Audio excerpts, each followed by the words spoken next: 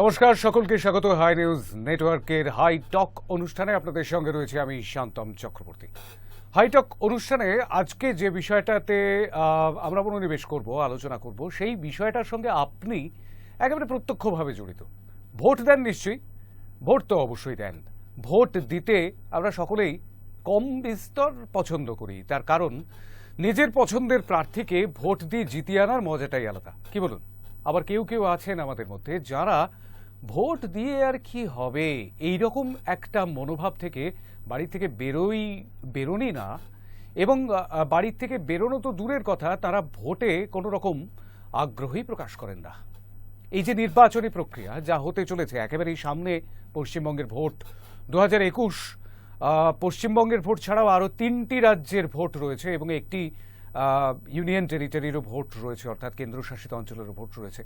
এই সব কিছু মিলিয়ে এই মুহূর্তে একটা ভোটের বাজার যথেষ্টই গরম বলা যেতে পারে, গোটা রাজ্যের, গোটা দেশের। তো তার সেই দিনটাতেই, অর্থাৎ ন্যাশনাল ভোটার্স ডে, জাতীয় ভোটার দিবস যেদিন, সেই দিনটিতেই দুটি বড় ঘোষণা করল নির্বাচন কমিশন। মুখ্য নির্বাচন কমিশনার ঘোষণা করলেন যে এবার থেকে ভোটার আই কার্ড হবে ডিজিটাল, অর্থাৎ সেখানে থাকবে কিউআর কোড। একটিতে থাকবে যিনি নির্বাচক অর্থাৎ ভোটার তার নাম, অন্যটিতে থাকবে তার সম্পর্কে যাবতীয় তথ্য, তার ছবি ইত্যাদি ইত্যাদি। সেই ডিজিটাল কার্ড দিয়ে যদি কোনো ভোটার আই কার্ডটি নিয়ে যেতে ভুলে যান, তাহলে তার মোবাইলে যদি ডাউনলোড করা থাকে তার ভোটার আই কার্ড অর্থাৎ ডিজিটাল কার্ড, তাহলে তিনি বুথে গিয়ে ভোট দিতে পারবেন। আরেকটি ঘোষণা হলো, সেটি হলো যে বুথে যেতেই হবে না। যদি কোনো মানুষ কোনো কারণে বুথে যেতে না পারেন, ধরুন তিনি অন্য দেশে কাজ করেন বা হয়তো অন্য রাজ্যে কাজ করেন, তো তিনি ভোট দিতে পারবেন নিজের জায়গায় বসে। তাকে বুথে আসতে হবে না, অর্থাৎ ভোট কেন্দ্রে আসতে হবে না। কোনো অসুস্থ মানুষ, তাকে বুথে আসতে হবে না। তিনি রিমোট ভোটিংয়ের মাধ্যমে ভোট দিতে পারবেন। কিন্তু রিমোট ভোটিং এখনো দূরস্থ, কারণ এখনো পর্যন্ত তাই নিয়ে চলছে গবেষণা, বিস্তর গবেষণা চলবে, এবং সেই গবেষণার পর শেষ পর্যন্ত ভোট একেবারে রিমোট কন্ট্রোলে দিতে পারবেন নির্বাচক অর্থাৎ ভোটার।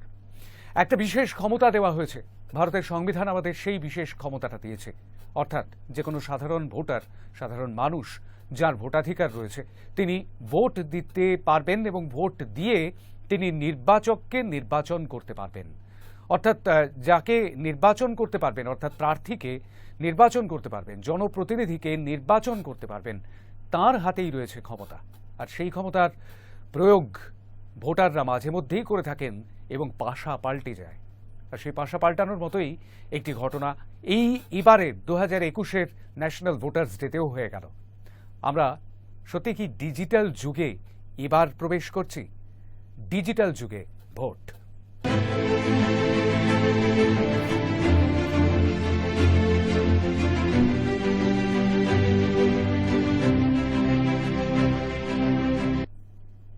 জাতীয় ভোটার দিবসে ভারতের নাগরিকদের জন্য সুখবর নিয়ে এসেছে জাতীয় নির্বাচন কমিশন। এবং জাতীয় নির্বাচন কমিশনের এই যে ঘোষণা, এই ঘোষণার ফলে বেশ কিছুটা কিন্তু আশান্বিত হয়েছেন সমাজের একটা অংশ, যারা দূর দূরান্তরে থাকেন, নিজের ভোট কেন্দ্রে ভোটটি দিতে আসতে পারেন না তারা। পোস্টাল ব্যালটের মাধ্যমেও ভোট দেওয়া যাবে। পোস্টাল ব্যালটে একটা সীমিত সংখ্যক মানুষকে ভোট দেওয়ার অধিকার দেওয়া হতো, পারমিশন দেওয়া হতো, অনুমতি দেওয়া হতো। কিন্তু সেই বিষয়টিও এবার একটুখানি ব্রডার অ্যাসপেক্টে একটু বড় করে ভাবতে চাইছে নির্বাচন কমিশন। অন্তত আজকে নির্বাচন কমিশনের ঘোষণা থেকে সেরকমটাই মনে হয়েছে। আমরা একটুখানি বোঝবার চেষ্টা করব। আমরা অতীতে টিএন সেশনের যুগটাকে মনে করতে পারি, যখন এপিক কার্ডের ধারণাই ছিল না, সেই সময় টিএন সেশন ভোটার আই কার্ডের ধারণাটাকে আমাদের মধ্যে এনে দিয়েছিলেন, এবং তাই নিয়ে তোলপাড় কম হয়নি। কিন্তু তারপরেও আমরা কি দেখেছি, তারপরেও জাল জুয়া চুরি কিন্তু বন্ধ করা যায়নি।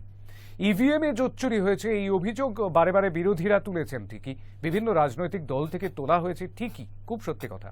কিন্তু সেই সঙ্গে সঙ্গে আমরা কি দেখেছি, খাল পাড়ে বস্তাবন্দি নকল ভোটার আইডি কার্ড। আর সেই ছবিগুলো এরপর একটু অন্যরকমভাবে ধরা দেবে কি আমাদের চোখে?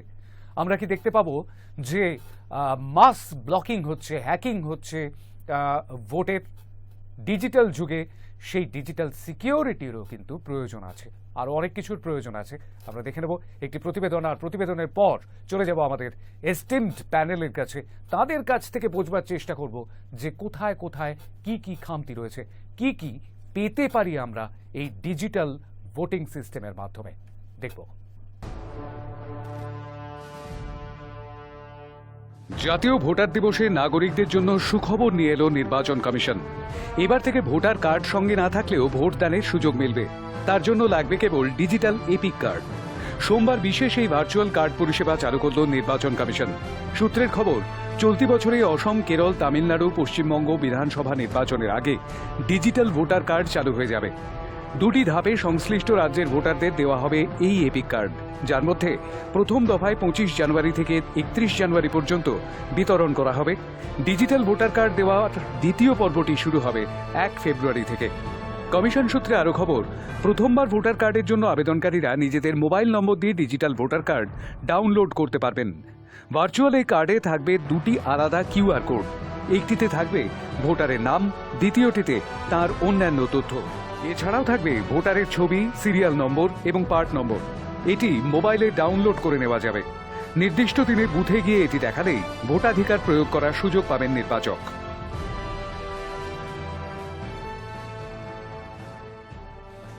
The year 2021, sir, marks a new beginning with the launch of the e-Epic or digital voter card facility from today for all our young and newly enrolled voters. We are now preparing for conducting elections in 4 states and 1 UT in the near future. After a round of tours undertaken by our officers of both these states, the Commission also has spent 4 days in Assam and West Bengal, and after 26 January, we shall be going to Tamil Nadu, Kerala and Puducherry. 1950-এর 25 জানুয়ারি ভারতে কাজ শুরু করে জাতীয় নির্বাচন commission. 70 বছর পূর্তি উপলক্ষে এক নতুন যুগে পা দিতে চলেছে কমিশন। দেশে ভোটার কার্ড চালু করে এক অন্য দিগন্ত খুলে দিয়েছিলেন টিএন সেশন। এবার আরও এক যুগ সন্ধিক্ষণের মুখে দেশ। উন্নত প্রযুক্তিকে কাজে লাগিয়ে এবার কমিশন চালু করতে চলেছে রিমোট ভোটিং সিস্টেম। দেশের যে কোনো প্রান্তে বসেই ভোট দেওয়ার সুযোগ মিলবে এই ব্যবস্থায়। ভবিষ্যতের কথা ভেবে নির্বাচন প্রক্রিয়াকে মানুষের আরও কাছে নিয়ে যেতেই এমন পদক্ষেপ বলে জানিয়েছেন মুখ্য নির্বাচন কমিশনার সুনীল অরোরা। দ্রুতই এই পরিষেবার মহড়া শুরু হবে বলেও জানিয়েছেন তিনি জানিয়েছেন, রিমোট ভোটিংয়ের বিষয়টি গবেষণার পর্যায়ে রয়েছে। আইআইটি মাদ্রাজ এবং আরও বেশ কিছু সংস্থা এই প্রকল্পের সঙ্গে যুক্ত রয়েছে। অত্যাধুনিক প্রযুক্তির সাহায্যে এই গোটা প্রক্রিয়ার কাজ চলছে। তাহলে কি সত্যি যুগসন্ধিক্ষণে গোটা দেশ? ভারতের সংসদীয় গণতন্ত্রে এবার কি আরও নিরপেক্ষভাবে নির্বাচনী প্রক্রিয়া পরিচালনা করা সম্ভব হবে নির্বাচন কমিশনের পক্ষে? আরও অবাধে ভোট দিতে পারবেন নির্বাচকরা? ভারতের মতো বিপুল জনসংখ্যার দেশে কতজন ভোটার এই ডিজিটাল সুবিধা নিতে পারবেন? ভোটের ফল প্রকাশের পর আবারও কি স্বচ্ছতা নিয়ে প্রশ্ন তুলবেন বিরোধীরা? প্রশ্নগুলো রয়েই গেল, উত্তরের অপেক্ষায় দেশ। High news network.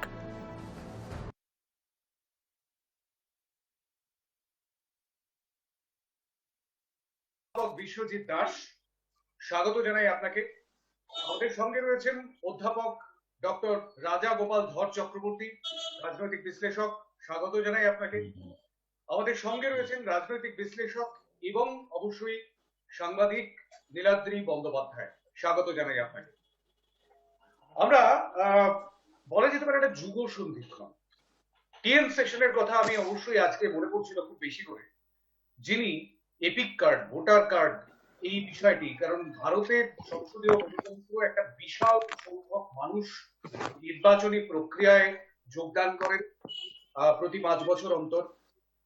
আর সেখানে এই নির্বাচনী প্রক্রিয়াটি যাতে অবাধ হয় তার জন্য বহু বছর ধরে চেষ্টা চালানো হয়েছে।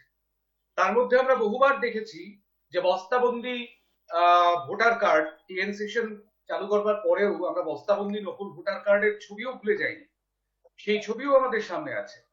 কি সব ছবি মিলিয়ে এবার সত্যি সত্যি কি ডিজিটাল হতে চলেছে ভোটিং সিস্টেম, পোলিং সিস্টেম, নির্বাচনী প্রক্রিয়া? সেটা কিন্তু একটা বড় প্রশ্ন এই মুহূর্তে। যে প্রশ্নটার সম্মুখীন হয়েছি আমরা এই প্রায় 140 কোটি হয়তো ভারতবাসী। তো আমি একটুখানি প্রথমেই চলে যাব ডক্টর রাজাগোপাল ধর চক্রবর্তীর কাছে, যে এই গোটা ব্যবস্থা কি আদৌ সম্ভব হলেও কত দূর সম্ভবপর হতে পারে? একদিকে digital voter card, digital epic card, অন্যদিকে বাড়িতে বসে ভোট দানের প্রক্রিয়া, গোটা বিষয়টা কতদূর সম্ভব? ডক্টর রাজাগোপাল প্রাথমিক 2 মিনিট। হ্যাঁ, দেখুন, মানে অসম্ভব বলে আমি কিছু আছে বিশ্বাস করি না। কেন আজকের যে সাইবার দুনিয়া যেভাবে এগিয়ে গেছে, এতে অসম্ভব বলা যাবে না। ধরুন আমরা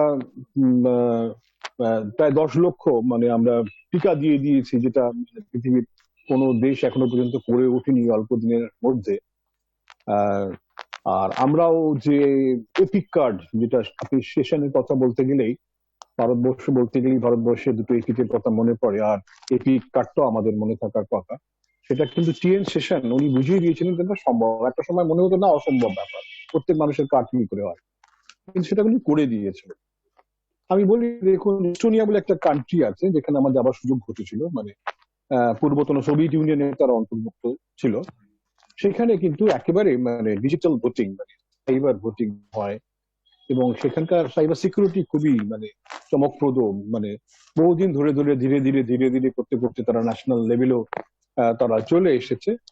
অনেক দেশেই চালু করছে কানাডাতেও তাদের সাইবার সিকিউরিটি খুব ভালো। যেসব দেশের সাইবার সিকিউরিটি ভালো, তারা ছোট ছোট জায়গা থেকে উত্তোলন করতে করতে ন্যাশনাল লেভেলে এসেছে।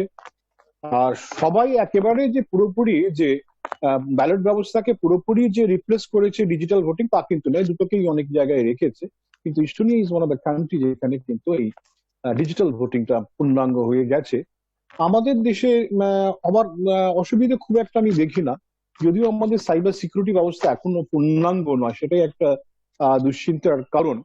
তবে এই ব্যবস্থা যদি করা যায়, শান্তম, আমি যেটা বলতে চাই যে আমাদের দেশে যে নির্বাচনত্ব যে ধরনের অসুবিধে আছে, ভয়ের ব্যাপারটা থাকে, আমি মনে করি যে ভয়ের সবচেয়ে বেশি ভয় হয় ওই ভোট দিতে গেলে। দেখা যায় প্রার্থীর যারা শাসক দলের প্রার্থী এবং প্রচুর নির্দলের যারা প্রার্থী, তারা সব একই দলের লোক, তারা সব গুন্ডা প্রকৃতির লোক, তারা সেখানে ঘরের ভেতরে থাকেন, এবং তার ফলে মানুষ যারা একটু চিন্তা ভাবনা করে ভোট দিতে চায়, হয়তো শাসক দলকে ভোট দেবে না এরকম মোটামুটি বোঝা যাচ্ছে, তারা কিন্তু যথেষ্ট ভয়ের মধ্যে থাকে। একসঙ্গে অতগুলো মানুষ রয়েছে, সে ভয়ের মধ্যে থাকে, তার ভয় হয় কখন যদি কেউ দেখে ফেলবে। কিন্তু এই জায়গা থেকে তো বিশেষ কোনো আমাদের সমাধান দেখা যাচ্ছে না। যে মানুষটা বুথে যেতে পারছে না, সে যদি ঘরে বসে বা কোনোভাবে সে যদি ভোটটা দিতে পারে, এই যে ব্যবস্থা চিন্তা ভাবনা চলছে, আমি জানি না যে মে মাসে আমাদের যে নির্বাচন আছে, এপ্রিল মেতে যে নির্বাচন পশ্চিমবঙ্গে আছে, সেখানে হট করে সেটা করে দেওয়া সম্ভব কিনা আমি জানি না। তবে যে চিন্তা ভাবনা শুরু হয়েছে, এটাকে আমি অত্যন্ত সাধুবাদ জানাই। যে একটা দেশে দেখুন, আমরা ক্রেডিট কার্ড দিয়ে নানান পেমেন্ট করে থাকি, কিছু কিছু সেগুলো মিস ইউজ হচ্ছে, ক্ষতি হচ্ছে, ঝামেলা হচ্ছে, কিন্তু অনেকটাই চলছে। সাইবার সিকিউরিটি পূর্ণাঙ্গ না হলেও মোটামুটি একটা ভালো জায়গায় এসে হাজির হয়েছে।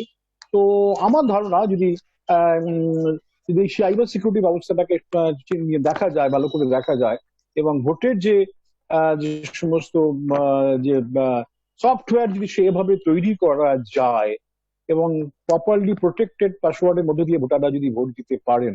সবাইকে তো এই মুহূর্তে করা হচ্ছে না, যারা বাইরে আছেন বা যারা অসুস্থ হয়ে পড়েছেন, কোনো রোগী আক্রান্ত হয়ে আছে, তারা অনুমতি নিয়ে দিতে পারে। এটা বিরাট সংখ্যক হবার কথা নয়। সুতরাং যদি হয়েও যায়, যদি আমাদের মে নির্বাচন আগেও হয়ে যায়, অসুবিধা কিছু নাই। তবে আমি অত্যন্ত সাধুবাদ জানাই যে মানুষকে এই ভয় বিভ্রান্তি দেখে মানুষ অনেকটাই দুশ্চিন্তা মুক্ত ভাবে নিজের ভোট, যদিও পশ্চিমবঙ্গে আমরা দেখি ভোটের পার্সেন্টেজ খুব হাই, ভোটার টার্ন আউট যেটাকে আমরা বলি অনেকাংশ 90%, সেটা কজন ভোটার নিজের ভোট দেন সন্দেহ আছে। কিন্তু এই তাদের মাথায় দুর্নীতি ঘুরছে, তারা হয়তো কিভাবে এইটাকে করবেন, এখানে কারাপশন ঢোকাবেন আমি বলতে পারবো না। তবে মনে হয় যে ব্যবস্থাটা আছে, সেখান থেকে একটা বোধহয় উত্তরণের সুযোগ ঘটবে। হ্যাঁ শান্তম। বেশ, আমি এবার চলে যাবো একটু নীলাদ্রি বন্দ্যোপাধ্যায়ের কাছে, কারণ এই যে ঘটনাটি ঘটছে, এই ঘটনাটি ঘটছে যে সময়টায়, সেই মুহূর্তে কেন্দ্রের মসনদে রয়েছেন নরেন্দ্র মোদী। নরেন্দ্র মোদীর মন্ত্রিসভা রয়েছে এই মুহূর্তে মসনদে, এবং সেখানে ডিজিটাইজেশনের উপর খুব বেশি করে জোর দেওয়া হয়েছে। তাৎপর্যটা কি?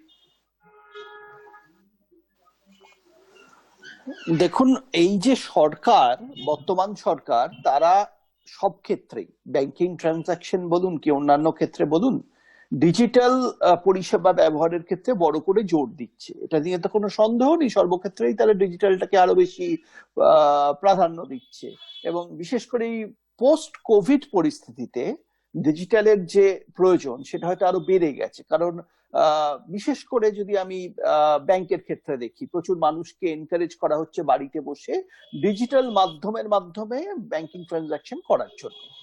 যদি ব্যাংকিং পরিষেবা আমরা ডিজিটালি নিতে পারি, তাহলে কেন আমাদের যে ভোট, সেই ভোট আমরা লাইন দিয়ে সবাই ভোটিং স্টেশনে গিয়ে ভোট না দিয়ে, যাতে একটা সংক্রমণ ছড়ানোর ভয় সবসময় থেকে যায়, তো তার জায়গায় ঘরে বসে দিতে পারবো না, এর কোনো কারণ কিন্তু না দেওয়ার কোনো কারণ নেই। কিন্তু এই কথাও বলতে হয়, আমাদের দেশে তো আমরা বলি খুব বৃহত্তম গণতন্ত্র, এতদিন ধরে গণতন্ত্র চলছে, এই সব।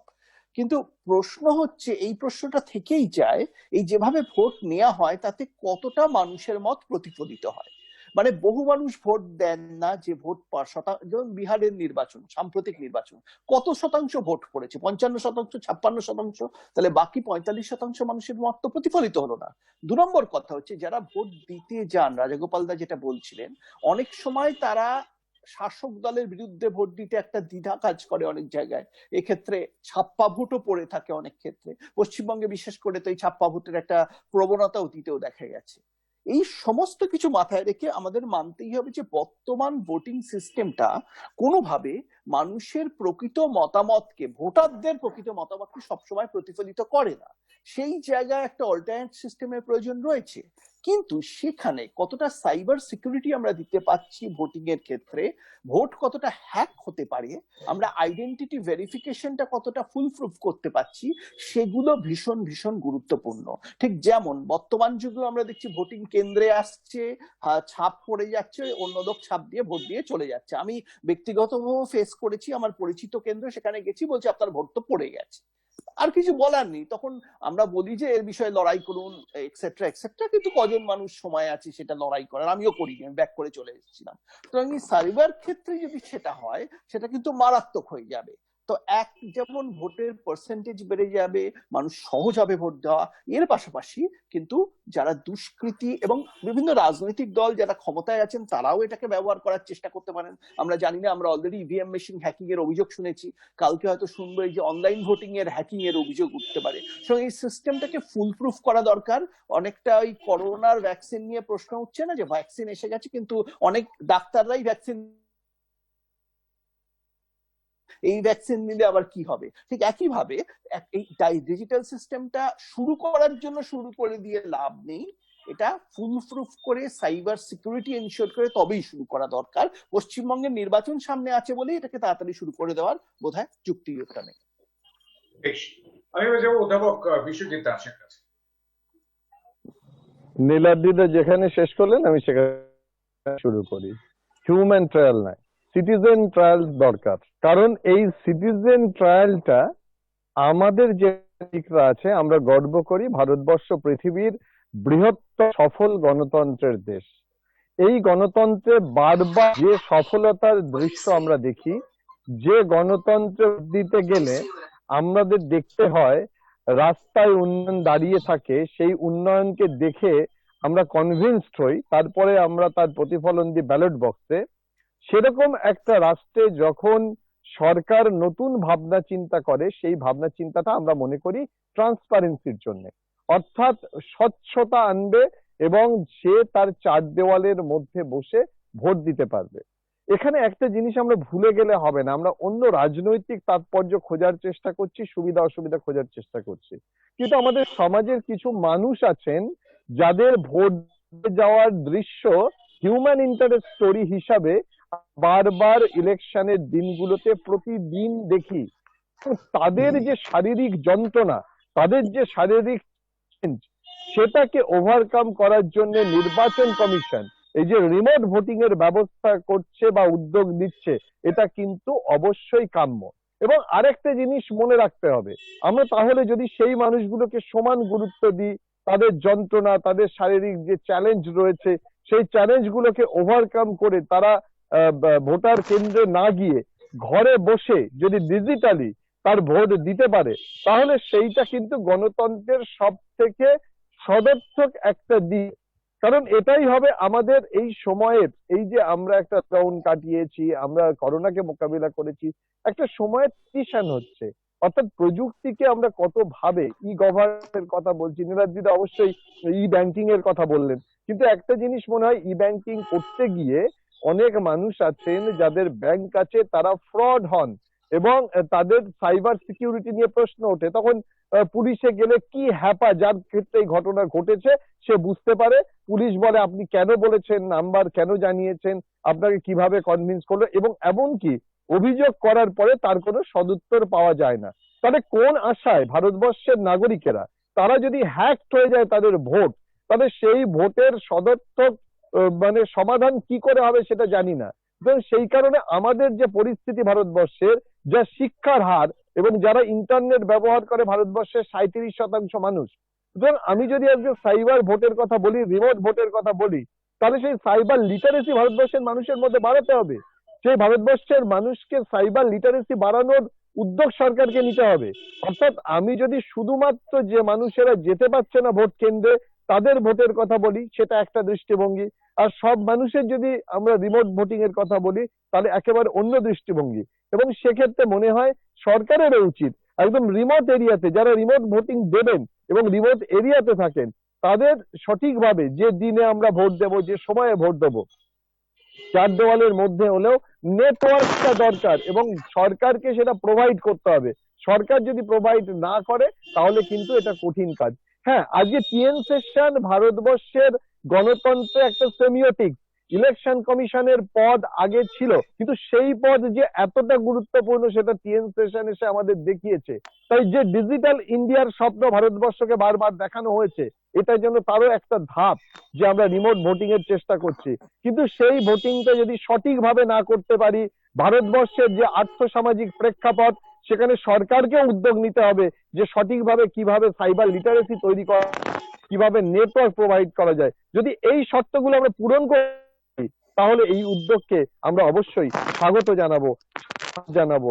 অন্যথায় কিন্তু এর অপপ্রয়োগে ভয়ঙ্কর পরিণতি হতে পারে। এবং যে অভিযোগ বারবার ওঠে, আমরা তো জানি অনেক রাজনৈতিক দল ইভিএম সমালোচনা করেন এবং তারা অভিযোগ করেন যে এখানে একটা ইভিএম এর মাধ্যমে আজকে ইভিএম এ কারচুপির অভিযোগ উঠছে। তাহলে দেখো যে যদি আমরা রিমোট ভোটিং করি, সেই রিমোট ভোটিং এ কিন্তু কার অভিযোগ ওঠার সম্ভাবনা অনেক বেশি, যদি না তার সিকিউরিটি প্রমাণ করতে পারি। একদমই তাই। একদম শুরুতেই ডক্টর রাজাগোপাল ধর চক্রবর্তী বলেছিলেন যে সাইবার সিকিউরিটির বিষয়টি এই ক্ষেত্রে সবচাইতে বেশি গুরুত্বপূর্ণ হয়ে দাঁড়াবে যদি ডিজিটালি একজন মানুষ অনেক দূর থেকে ভোট দেয়।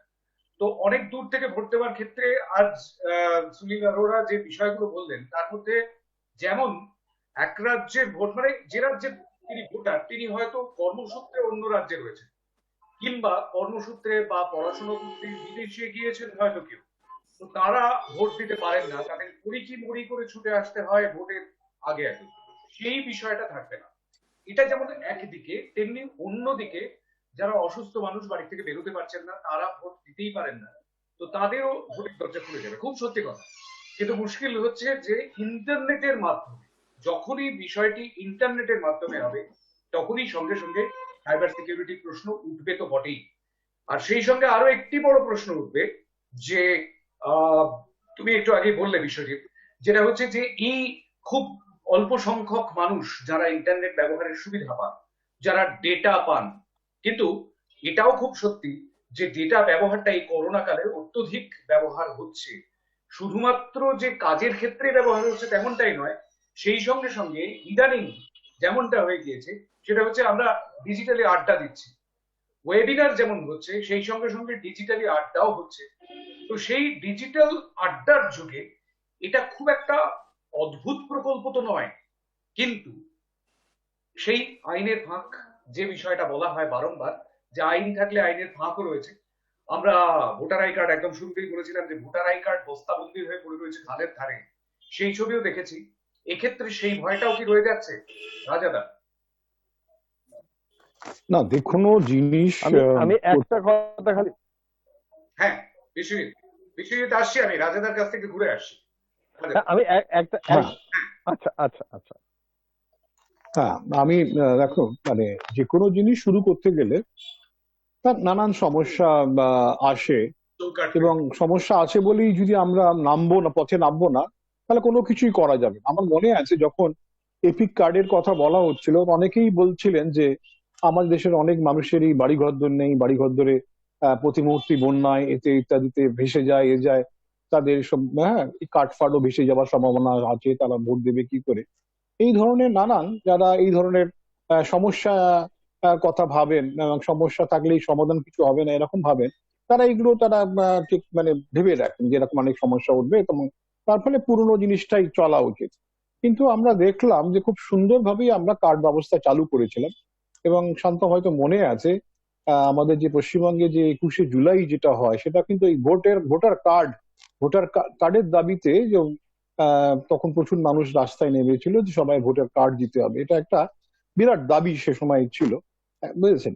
কিন্তু সেটা তো হয়েছে, সেটা তো আমরা সারা ভারত জুড়ে 100 কোটি মানুষ বা যারা ভোট দেন তারা সবাই কার্ডটা পেয়েছেন।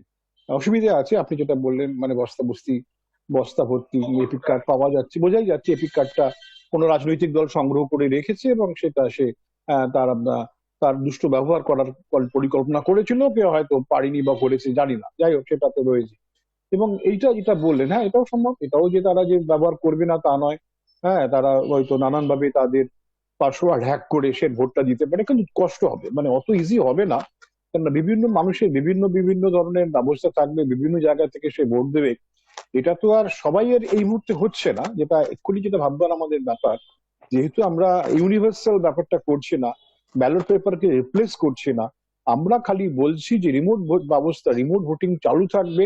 যারা দিতে পারছেন না, পার্টিকুলারলি ওভারসিজ ভোটার যদি যে ব্যাপারটা রয়েছে, প্রচুর মানুষ ওভারসিজে আছেন, ভোট দিতে চান, তাদেরকে বা অন্য যারা অন্য জায়গায় রয়েছেন, এবং স্বাভাবিকভাবেই তারা যেহেতু ভোটের অঞ্চলের বাইরে রয়েছেন, এবং তাদের সিস্টেমকে হ্যাক করে কিছু করাটা হয়তো ডিফিকাল্ট হতে পারে, হবে না আমি বলতে পারছি। তবে এই যে প্রযুক্তি, যে নতুন প্রযুক্তি আমাদের কাছে এসে হাজির হয়েছে, এবং সেই প্রযুক্তির যদি আমরা সুযোগ পেতে পারি, তাহলে কিন্তু আমাদেরই লাভ। নতুন প্রযুক্তি থাকলে, আমেরিকাতে আপনাদের খেয়াল রাখতে হবে যে ভোটার গণনার সময়, ভোট গণনার সময়, ডিজিটাল ভোটের গণনার সময় বহুবার বহুবার সেখানে প্রশ্ন উঠেছে, তারপরে ডিজিটাল ভোটের সাথে সাথে ব্যালট ভোটিং কাউন্টিং একসঙ্গে হয়, কাউন্টিং হয়, বহু সময়ও লেগে যায়। কিন্তু আমরা কিন্তু ব্যালট ভোটিং থেকে যখন আমরা ডিজিটাল ভোটিং এ বুঝি, যে আমরা ইভিএম ভোটিং পুরোপুরি ডিজিটাল নয়, সেটা ডিজিটাল, এক ধরনের ডিজিটাল, পার্শিয়াল ডিজিটাল ভোটিং তো ইভিএম মেশিনটা, আমরা সেই জায়গায় যখন চলে এসেছি, দেখুন মানে কিছু, দেখুন যারা হারবে তারা তো অভিযোগ তুলবে, এটা তো স্বাভাবিক। হ্যাঁ, তারপর জিতে গেলে তারা আর অভিযোগগুলো তোলে না, এই একটা অদ্ভুত আমাদের দেশ। তার ফলে কিন্তু আমরা এই ইভিএম, অনেক বছর হয়ে গেল ইভিএম চলছে, এবং মোটামুটি তো ভালো কাজ করছে, এবং ইভিএম এর রাজেদা, আমি একটুখানি ইন্টারাপ্ট করবো, শুধুমাত্র আমাদের দেশে না, ডোনাল্ড ট্রাম্প আমাদের দেশের লোক নন, কিন্তু তবুও হারতে মোটেই চাইছিলেন না আর কি। সেটা ঠিকই, না, হারতে কেউই চায় না, সেটা এটা খুব দুঃখের কথা। আমরা গণতন্ত্রের কথা বলি, গণতন্ত্র মানেই হচ্ছে যে আমাকে সবাই সবসময় মানবে, তাও নাও হতে পারে, কিন্তু সেইটাই অদৃষ্টের পরিহাস, গণতন্ত্রের মধ্যেই এক ধরনের ডিক্টেটরশিপ, মানে একটা প্লেটোর বিখ্যাত কথা আছে, গণতন্ত্রের মধ্যেই কিন্তু ডিক্টেটরশিপের বীজ লুকিয়ে আছে। খেয়াল রাখতে হবে, হিটলারও কিন্তু গণতান্ত্রিক পক্ষের মধ্যে দিয়ে উঠেছিলেন। যাই হোক, আজকে তো সে বিষয়ে আলোচনা করার জায়গা নয়। আজকে যেটা আমরা আলোচনা করছি, নতুন প্রযুক্তি এসছে, নতুন প্রযুক্তি, ভারতবর্ষের নির্বাচন কমিশন তারা ভারতবর্ষে যে সমস্ত উচ্চতর প্রযুক্তির কেন্দ্র আছে তাদেরকে ব্যবহার করে নিজস্ব সফটওয়্যার তারা তৈরি করতে চাইছে। হ্যাঁ, আমরা এটাকে সাধুবাদ আমাদের জানানো দরকার, এবং তাদের লক্ষ্য হচ্ছে সবাই যাতে ভোট দিতে পারে, এই যে লক্ষ্য, এবং সেই লক্ষ্যটা পূরণ করা যেতে পারে যদি আমরা রিমোট ভোটিং সত্যি চালু করতে পারি। হ্যাঁ, একদম, এটাই আমি বিশ্বজিতের কাছে যাবো। বিশ্বজিতের বক্তব্যটা যেটা বলতে চাইছিলে তুমি, এবং সেই সঙ্গে হ্যাঁ সাথে আমি হ্যাঁ বলো। হ্যাঁ আমি যেটা বলতে চাইছিলাম যে সত্যি একটা সাধু উদ্যোগ, এবং এই উদ্যোগে যারা ভোট দিতে পারছে না তাদের কথা ভাবা হচ্ছে। কিন্তু আমার এই প্যারালালি বা সমান্তরাল ভাবে আরো একটা ভাবনা মাথায় এসছে, যেটা বলতে গেলে মনে করছি যে আমরা যে সমস্যাটা নীলাদ্রিদাও বললেন বা অনেকে বললেন, যারা প্রকৃত ভোট দিতে পারছে না তার ভোট পড়ছে।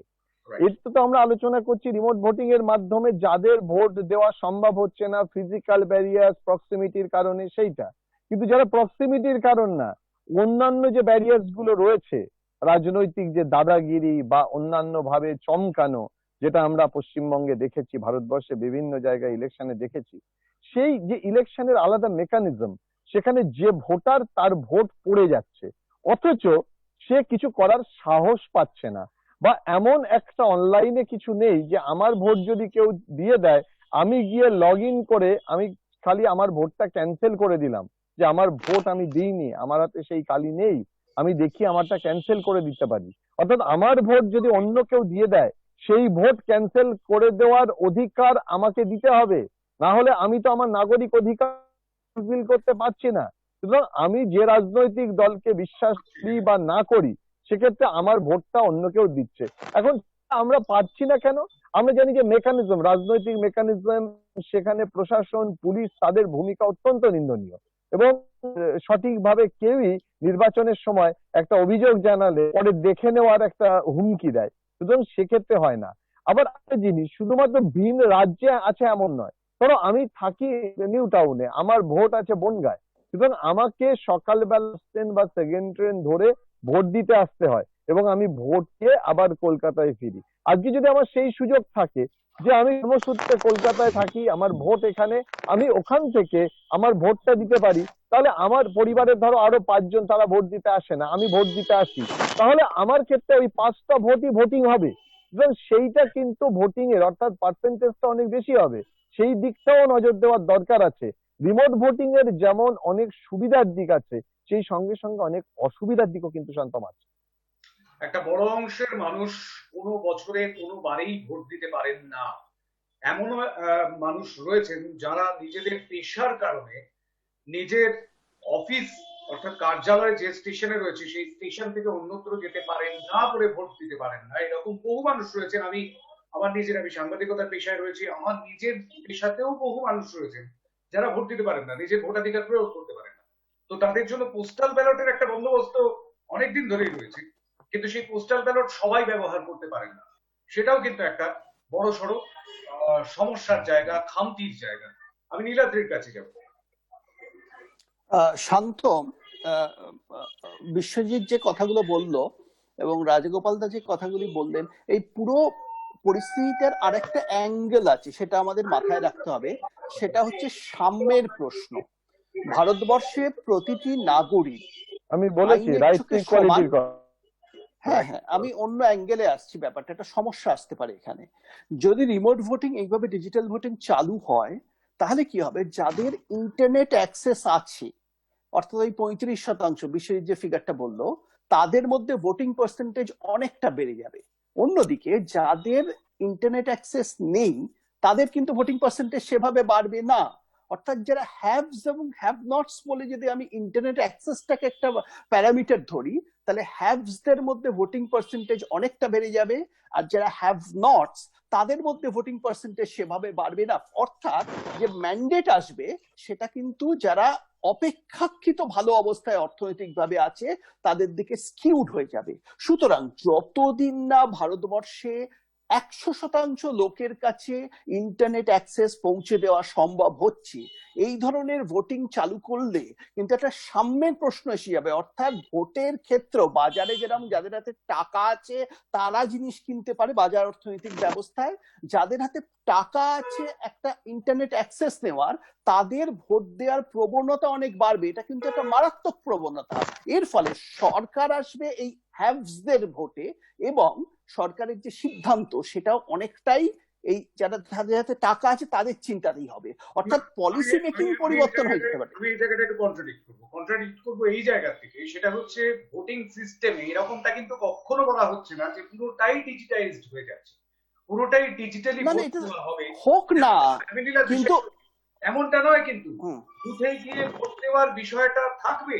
তার সঙ্গে সঙ্গে যে মানুষরা বুথ অব্দি পৌঁছতে পারছেন না তাদের জন্য একটা রাস্তা খুলে দেওয়ার অনুরোধ। না না শান্তম, আমি আমি আমি আমি শান্তম আমি যে- শান্তম যে- ঠিক এই জায়গাটায় প্রশ্ন তুলছি। নীলাদ্রি এক মিনিট, আমি যেখানে প্রশ্ন তুলছি যে বুথ অব্দি পৌঁছাতে পারছে না, সে তো আগের কারণগুলো বল, বুথ থেকে পৌঁছাতে পারছে না প্রক্সিমিটির কারণে, আর যারা বেরিয়ে রাস্তা ফিরে আসতে বাধ্য হচ্ছে পারিপার্শ্বিক কারণে, তাদের কোনো সমাধান পথটা কি হবে?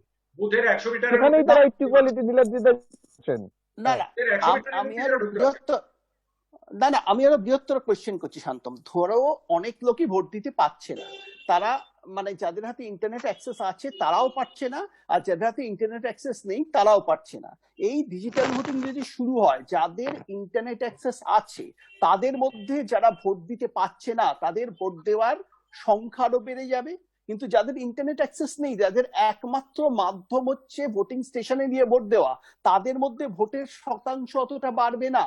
তার ফলে কি হবে, যে ম্যান্ডেট আসবে সেটা অনেক স্কিউড হয়ে যাবে যাদের হাতে ইন্টারনেট অ্যাক্সেস আছে। সুতরাং যতক্ষণ না আমরা ভারতবর্ষে 100% মানুষের কাছে ডিজিটাল অ্যাক্সেস পৌঁছে দিতে পারছি, যেভাবে আজ 100% মানুষের কাছে অনেক জায়গায় ইলেকট্রিসিটি পৌঁছে দেওয়া সম্ভব হয়েছে, ততদিন কিন্তু এই ভোটিং সিস্টেম চালু করা মানে যারা অ্যাফ্লুয়েন্ট অংশ তাদের ভোট দেওয়া অনেক সহজ হবে কম্পেয়ার টু নন অ্যাফ্লুয়েন্ট অংশ।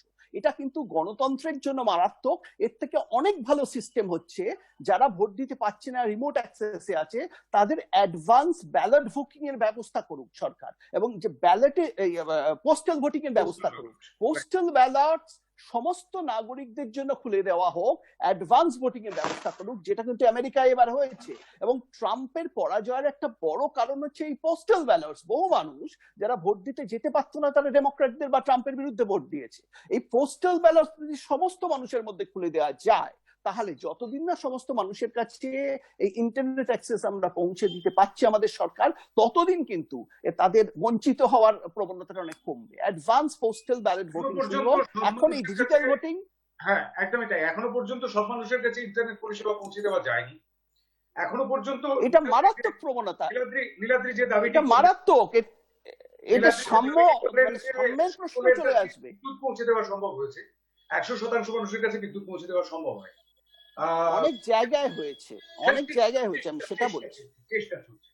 চেষ্টা চলছে আমি মানুষের কাছে বিদ্যুৎ পৌঁছে দেওয়া, কিন্তু এখনো পর্যন্ত তাতে পুরোপুরি সফল হওয়া যায়নি 100% না। যতদিন না প্রত্যেকের কাছে ইন্টারনেট পৌঁছে দেওয়া যায়, আমরা যদি দেশের ভোটিং এরকম ডিজিটাল ভোটিং এ করে দিই, তাহলে এটা মারাত্মক।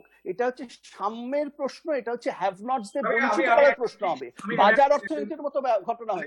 আমি একদম সেই জায়গা থেকে রাজাদার কাছে একটু যাবো। সেটা হচ্ছে যে যেদিন ছেলেটি 18 বছর বয়স পূর্ণ হবে সেদিনকে আমি তাকে কলেজে ভর্তি করবো। এটা করব নাকি তাকে কলেজের জন্য আগে থেকে তৈরি হতে থাকবো, সে প্রি স্কুল, স্কুল, তারপর কলেজ ইত্যাদি ইত্যাদি, হায়ার স্কুল করে তারপরে সে কলেজে পড়তে গেল 18 বছর বয়সে, কি বলবেন? হ্যাঁ, দেখুন, মানে যে প্রশ্নটা নীলাদ্রি বাবু করছেন, ব্যাপারটা হচ্ছে যে মানে ডিজিটাল ডিভাইড, আমরা এই শব্দগুলো অনেকদিন আগেই ব্যবহার করেছি। ডিজিটাল ডিভাইড মানে মানে মানুষের অনেকের ডিজিটাল শক্তি নেই, কিন্তু ব্যাপারটা হচ্ছে যে ধীরে ধীরে বাড়ছে, ধীরে ধীরে এটা বাড়ছে। আমার মনে আছে আমি 2000 সালে কলকাতা বিশ্ববিদ্যালয়ে পাওয়ার পয়েন্টে পড়াতে শুরু করলাম, ডিজিটালি লেকচার দিতে শুরু করলাম। এটা নিয়ে একজন মানে গ্রামের ছেলে আমাকে প্রশ্ন করেছিল যে স্যার আমাদের তো কম্পিউটার নেই, কি করে ব্যবহার করা যাবে। কিন্তু এখন দেখুন, আমি এই মুহূর্তে বলতে পারি আমি জুমে ক্লাস নিচ্ছি, মানে বিরাট সংখ্যক ছেলে মেয়ে তারা সবাই অংশগ্রহণ করছে। মানে আমি যদি বলতাম যে না, যতক্ষণ পর্যন্ত সবাই ডিজিটাল সিস্টেম থাকবে না, তাহলে আমরা কিছুই করতে পারতাম না। এই মুহূর্তে আমার কাছে যে তথ্য আছে সেটা বলছে ভারতবর্ষের প্রায় 47 কোটি মানুষের মোবাইল, 47 কোটি মানুষের মোবাইল ইন্টারনেট আছে। এটা আছে একদম তথ্য রয়েছে, WTU থেকে দেওয়া তথ্য রয়েছে। হ্যাঁ, সুতরাং এবং যে ভোট দিতে গেলে যে আমি আমার মোবাইলই ব্যবহার করতে হবে তা না, আমি আরেকজনের মোবাইলও ব্যবহার করতে পারি। এবং এখনো আমরা বলছি না যে সবাইয়ের কাছে এটা আমরা সবাইকে ম্যান্ডেটরি করে দিচ্ছি, কিন্তু আমরা যেটা বলছি যে যারা পারছে না, দেখুন ব্যাপারটা হচ্ছে তার, হ্যাঁ সেইখানকে সেটা কি করে মিসইউজ হয় সেটা আমাদের নিশ্চয়ই দেখতে হবে, কিন্তু যারা পারছে না তাদেরকে যদি আমরা ভোট দেওয়ার দিতে শুরু করে দিই, ধীরে ধীরে আমরা তো দেখুন আস্তে আস্তে, একটা সময় ছিল কারোরই ডিজিটাল ব্যাপারটা ছিল না, এখন তো 47-48 কোটি মানুষের মোবাইল নেটওয়ার্ক এসে গেছে। এই জায়গায় আমরা আসতে পড়েছি কেননা আমাদের একটা ডিজিটাল ড্রিম আমাদের ছিল। আমাদের দেশে প্রধানমন্ত্রী বারবার সেই ডিজিটাল ইন্ডিয়ার কথা বারবার বলছে। আমি দেখুন মানে শান্তম বা সবাইকেই বলছি, আমি বহু গ্রামের অঞ্চলে গিয়ে দেখেছি, আমি বললাম ভাই আমি পয়সা নিয়ে আমি কি করে পেমেন্ট করবো? সেই লোকটা অত্যন্ত মানে মনে হবে যে মার্জিনাল সেকশন, তারা খুব গরিব গোছের মানুষ, সে আমায় বলছে গুগল পে দিয়ে দিন। আমি নিজে গুগল পে ব্যাপারটা জানতাম না, সেটাও বলছে আপনার যদি তোমার যদি পয়সা না থাকে গুগল পে তে দিয়ে দেয়। এগুলো কিন্তু ছড়িয়ে যাচ্ছে, চায়ের দোকানে হ্যাঁ ছড়িয়ে যাচ্ছে। আমরা যদি বলি ভারত এখনো পিছিয়ে আছে, তার মানে সব জানলা দরজা বন্ধ করে ভাবা যে আমরা বলি সত্যি পিছিয়ে আছে, তা কিন্তু নেই। হ্যাঁ আমাদের সত্যি সত্যি কি সেটাই রাজাদা যা বললেন সেটাই কি সত্যি? আমাদের গণতন্ত্রে একটা শান্তম, আমাদের গণতন্ত্রে একটা বিরাট ফ্যালাসি আছে, দীর্ঘদিন ধরে আছে, এখন নয়। এটা হচ্ছে এখানে আমরা সবাই ভোটে দাঁড়াতে পারি আইনত, কিন্তু সবাই ভোটে দাঁড়াতে পারি না, কারণ ভোটে দাঁড়ালে যে খরচা করতে হয় প্রচারের, সেই খরচা যোগান দেওয়ার ক্ষমতা সবার থাকে না, এবং রাজনৈতিক দলগুলো যেভাবে সেই খরচা করে, টাকা তোলে, তার কোনো ট্রান্সপারেন্সি নেই, তার কোনো হিসেব পাওয়া যায় না। অর্থাৎ সবাই ভোটে দাঁড়াতে পারি না, কিন্তু সবাই অন্তত ভোটটা দিতে পারি। এই সিস্টেমটা যে আসছে, যদি আসে, তাতে আবার সবাই ভোটও দিতে পারবো না। রাজাদা এইমাত্র বলেন 47 কোটি মানুষের অ্যাক্সেস আছে, অর্থাৎ 130 কোটির দেশে, হয়তো 130 কোটি কি 40 কোটির দেশে, সেখানে 47 কোটি মানুষের থাকা মানে কি 90 কোটি মানুষের নেই? 90 কোটি মানুষকে আমরা বঞ্চিত করছি। এটা একভাবে ভারতের গণতন্ত্রকে আরো বেশি প্রো ক্যাপিটালিস্ট করে দেওয়া। যাদের হাতে টাকা আছে তারা বাজারে কিনতে পারে, যাদের হাতে টাকা আছে তারা বেশি করে ভোট দিতে পারবে। অর্থাৎ সরকার মানুষের, সেই টাকাওয়ালা মানুষদের প্রয়োজনে শুধু পলিসি তৈরি করবে, যারা সাধারণ মানুষ তাদের গরিব থাকবে না। মানুষ আরো বিচ্ছিন্ন হয়। তাহলে বিশ্বজিৎ দাসের কাছে যাবো, আমি অধ্যাপক বিশ্বজিৎ দাসের কাছে যাবো। তাহলে কি ডাউন ট্রডেনদের ভুলে কি ক্রিমি লেয়ারকে কেটার করবার আরেকটা বন্দোবস্ত? না, একেবারেই না। তবে একটা কথা বলতেই হবে, নীলাদ্রিরা যেমন প্রলেতারিয়েট দৃষ্টিভঙ্গির কথা বলছেন, যে ভোটের ক্ষেত্রে প্রলেতারিয়েটদের একদম আলাদা করে দেওয়া, চিহ্নিত করে দেওয়া, কিন্তু এর পাশাপাশি মনে রাখতে হবে যে একটা বড় অংশ রয়েছে যারা তুমি যাদেরকে ক্রিমি লেয়ার বলছো, তারা ভিন রাজ্যে থাকে, কিন্তু তাদের আর্থসামাজিক অবস্থা ভালো, আমরা উচ্চ মধ্যবিত্ত বা উচ্চবিত্ত বলতে পারি। এটা হ্যাঁ, এটা ভিন দেশেও রয়েছে, ভিন রাজ্যে রয়েছে, তাদের কথা বলতে পারি। আর যে কথা রাজাদা বললেন যে ভোট দিতে গেলে অন্যের ভোট থেকে দিতে হবে, অন্যের ফোন থেকেও দেওয়া যেতে পারে, আমার মনে হয় সেক্ষেত্রে সিকিউরিটির কারণে আইপি নাম্বার প্রত্যেকটা মোবাইল ফোনের আলাদা আলাদা, এবং প্রত্যেক ভোটের এগেনস্টে আইপি নাম্বার আলাদা হবে। সেক্ষেত্রে ভোটকে পরবর্তীকালে চিহ্নিত করা, তার যে পিউরিফিকেশন, তার যে অরিজিনালিটি, সেটা বোঝার জন্য, ট্রান্সপারেন্সির জন্য একজন তার মোবাইল ছাড়া অন্য মোবাইল থেকে ভোট দিতে পারবে না। কথা তুমি বারবার বলছিলে যে এই ব্যবস্থা সবার জন্য নয়, যাদের প্রয়োজন বা যেখানে সীমাবদ্ধতা আছে তাদের জন্য এই ব্যবস্থা। হ্যাঁ, ভারতবর্ষকে কিন্তু তৈরি হতে হবে, গণতন্ত্রকে তৈরি হতে হবে। আর যে 37-37% ইন্টারনেট ব্যবহার করে, আরো বেশি মানুষ মোবাইল ফোন ব্যবহার করে, তার মাধ্যমে ভোট দিতে পারে, আগামী দিনে আরো বেশি মানুষের কাছে পৌঁছাবে, আস্তে আস্তে তার ওপেননেসটা বাড়বে, আরো বেশি সংখ্যক মানুষ অংশগ্রহণ করতে পারবে। আজকে যদি 10% মানুষ ভোট রিমোটে পারে, পরে 50%, পরে 100%, একদিনে সফল। নীলাদ্রিদা যে 100% ইলেকট্রিসিটি বা 100%-এর মতো ইলেকট্রিসিটি কথা বলছিলেন, সেইটা কিন্তু একদিনে সম্ভব হয়নি, সময় লেগেছে। এই যে আমরা ডিফিউজ করে দিই, গণতন্ত্রের ডিফিউশন থিওরিটা অত্যন্ত ইম্পর্টেন্ট, যে হঠাৎ করে একদিনে কিছু হয় না। তবে যে উদ্যোগ নিয়েছে সামনে সিটিজেন বা সাইবার লিটারেসিটা অত্যন্ত ইম্পর্টেন্ট, আমি নীলাদ্রিদার সঙ্গে এক মনে করি। কিন্তু সেই দায়িত্ব নিতে হবে সরকারকে। সরকারকে শুধুমাত্র ওই রিমোট ভোটিং এর দায়িত্ব নিলেই গণতন্ত্র সার্বিক হবে, ডিফিউজড হয়ে সবার কাছে পৌঁছাবে সেটা না, বরং একই সঙ্গে যারা ভোট দিতে পারছে না এবং যাদের কাছে ইন্টারনেট নেই, যারা ইন্টারনেটটাকে ব্যবহার করতে হবে, সেটা প্রোভাইড করার দায়িত্ব সরকারকে নিতে হবে। তাহলে কিন্তু এই ভাবনাটা সফল হবে। আমি একমত শান্ত। সরকার যখনই প্রোভাইড করবে তখনই তার মধ্যে কোথাও জল মিশে যাওয়ার একটা সম্ভাবনাও থেকে যাবে। নীলাদ্রি বলুন, একেবারে শেষ পর্যায়ে পৌঁছে গিয়েছি আমরা। এর একটাই সমাধান, সরকার যদি এটা শুরু করতে চায় তাহলে প্রত্যেক নাগরিককে বিনামূল্যে মোবাইল দিতে হবে, ইন্টারনেট কানেকশন, তবেই এই ব্যবস্থা হতে পারে অন্তত ভোটের দিন। কার্যত সম্ভব কি? প্রত্যেক এটা কি কার্যত না সম্ভব? হলে এটা করা উচিত নয়, এটা কিন্তু একটা না বড় হলে এটা প্রশ্ন। করা উচিত নয়। সম্ভব এটা কিনা? সাম্যের প্রশ্ন। না না, আমরা কোনোভাবে গরিবদের বঞ্চিত এভাবে করতে পারি না, তারা অনেকভাবে বঞ্চিত হয়েছে আমাদের গণতন্ত্রের নামে একটা প্রহসন 140 হচ্ছে, কোটির মধ্যে সেই আমি ধরে জন্যই নিলাম 40 কোটি মানুষের মোবাইল আছে এবং ইন্টারনেট আছে। বাকি 100 কোটির কি হবে? তাদের কাছে তারা- মোবাইল তারা- ফোন বা ইন্টারনেট পরিষেবা, স্মার্টফোন যাই হোক না কেন, যাতে তিনি ইন্টারনেট অ্যাক্সেস করতে পারেন, সেটা কতদূর সম্ভব রাজাদা? ভোটদানের অধিকার থেকে যদি না সরকার এই আন্ডার প্রিভিলেজ মানুষদের অন্তত ভোট দেওয়ার দিনগুলোতে মোবাইল অ্যাক্সেস দেয়, বিনামূল্যে দিতে হবে, তবেই এটা কাজ করবে, না হলে এটা কাজ কতদূর করবে সম্ভব? সত্যি না, নাহলে এর বিরুদ্ধে বিদ্রোহ হবে, এসে গেছে। সামাজিক বিদ্রোহ হবে যদি করা হয়। একদমই। নীলাদ্রি বন্দ্যোপাধ্যায় বা অধ্যাপক বিশ্বজিৎ দাস, ডক্টর রাজাগোপাল ধর চক্রবর্তী, আমরা একটা নতুন যুগের দিকে হয়তো এগিয়ে যাচ্ছি। হয়তো শব্দটা এই কারণে জুড়লাম যে ঠিক কবের মধ্যে আমরা এই যুগে প্রবেশ করতে পারবো জানি না। তবে যাই হোক না কেন, নতুনকে সবসময় স্বাগত। সত্যি সত্যি ডিজিটাল যুগে ভোট হচ্ছে কিনা তার জন্য আমাদের অপেক্ষা করে থাকতে হবে আরো বেশ কিছুদিন। অনেক ধন্যবাদ সকলকে। আজকের আলোচনা এখানেই শেষ করতে হচ্ছে। আমাদের অপেক্ষা থাকবে অবশ্যই। ততক্ষণ পর্যন্ত নমস্কার।